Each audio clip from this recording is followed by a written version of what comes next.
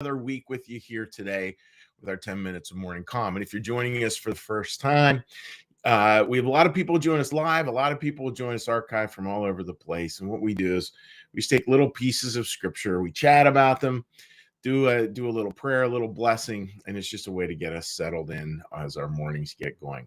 So, what I want to start with today, folks, is this beautiful again story of creation, and as this story evolves, taking a look at as well this incredibly powerful image of rivers.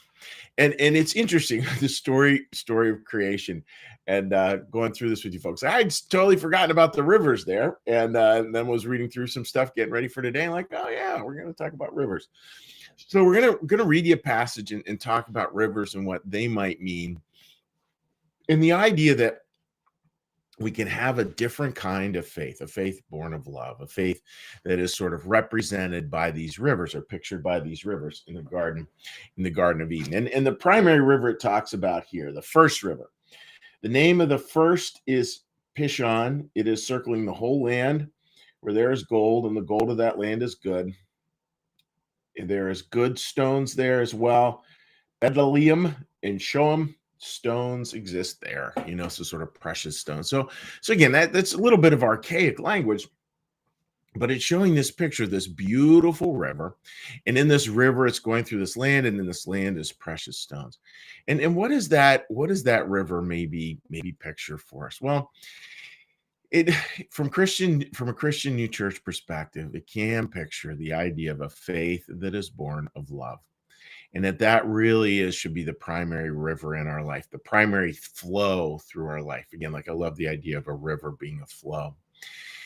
Folks, it was interesting yesterday, just having the experience of preaching and thinking about a number of things. On one side, being a pastor at this particular time in world history is a little challenging. A lot of people are leaving faith, leaving church. We see even those very involved with church, their involvement decreasing. It's just statistical norms.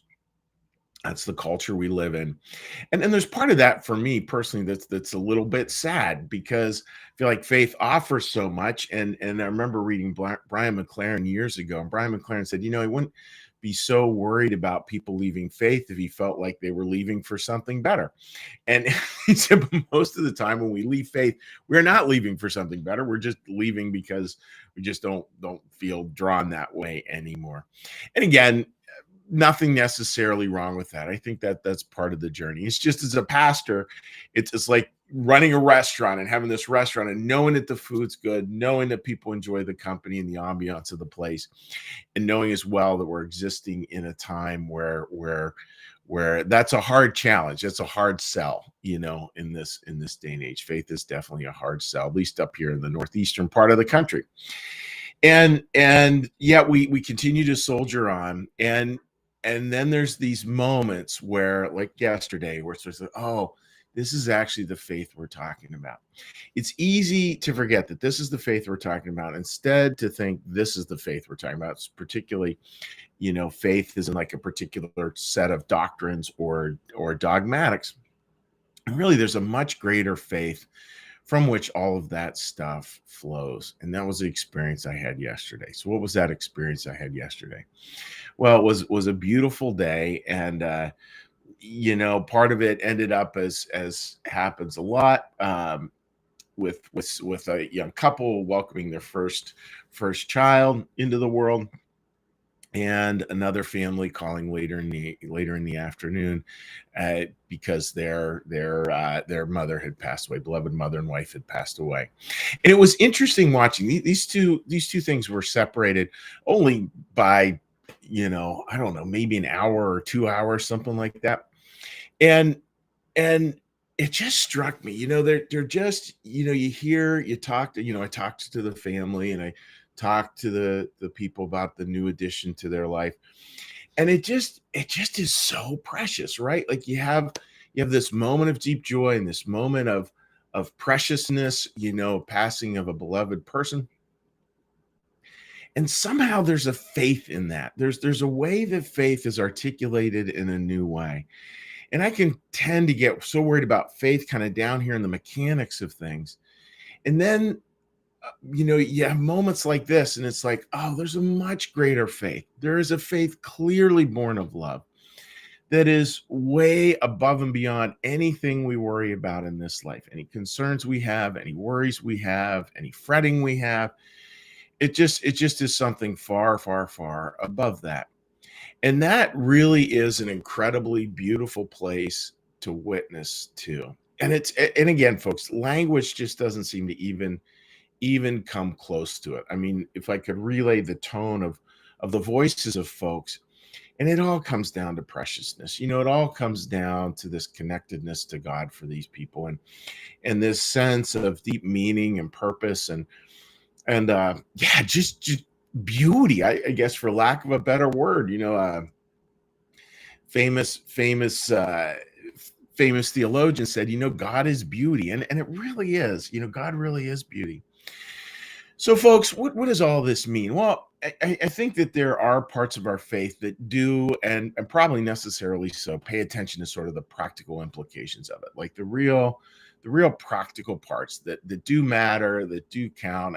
Being involved with the church, that's big part of it for me, professionally and otherwise. And then there are moments too where we get to sort of step back and see a bigger picture.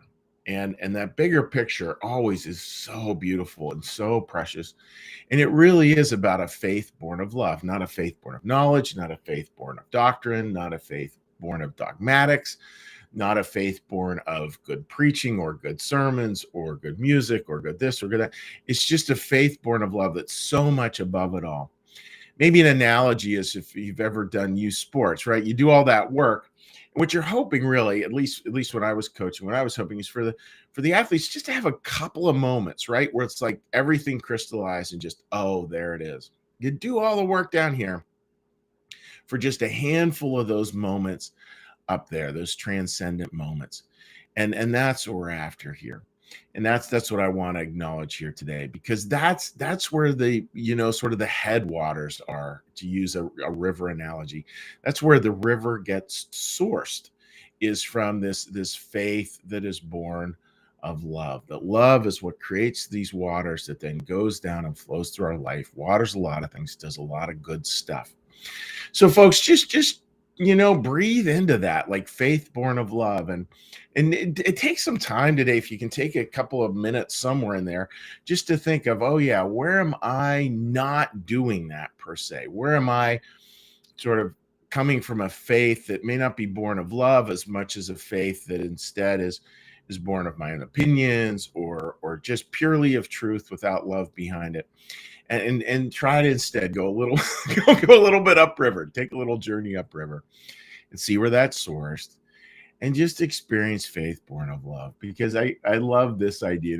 When I was talking to this woman's wonderful daughter yesterday about the passing of her mom, and mentioning that we were welcoming a new baby into the congregation, and with all the baptisms and all that kind of stuff, and we were commenting about how you can just kind of picture with life, right?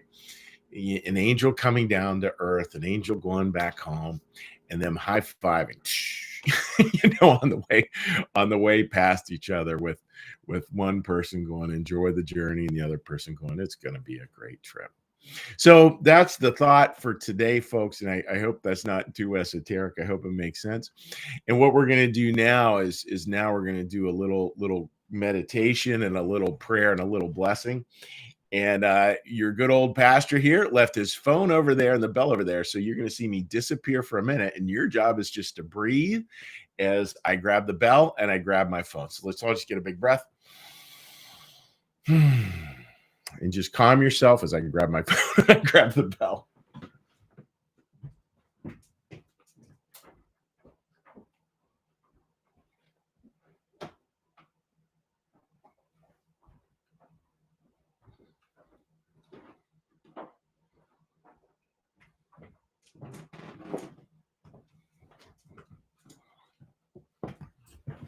All right, friends. So let's take a listen to the bell. Get a little breath here.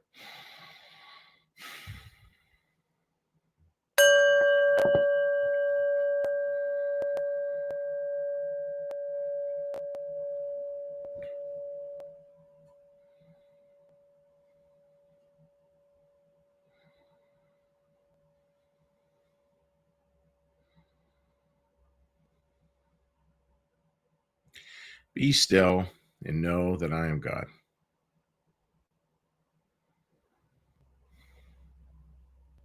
Be still and know that I am.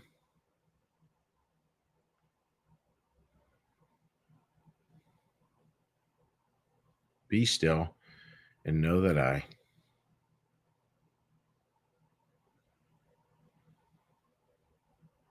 Be still and know that.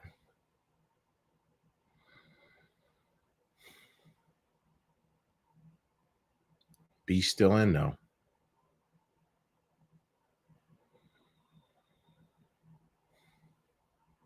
Be still.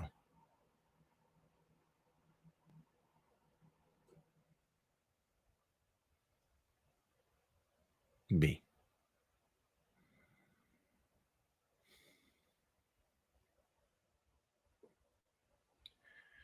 Our Father, who art in the heavens, hallowed be thy name. Thy kingdom come, thy will be done, as in heaven, so upon the earth. Give us this day our daily bread, and forgive us our debts, as we also forgive our debtors. And lead us not into temptation, but deliver us from evil. For thine is the kingdom, and the power, and the glory forever. Amen. May the Lord bless you and keep you. May the Lord make his face to shine upon you and be gracious unto you.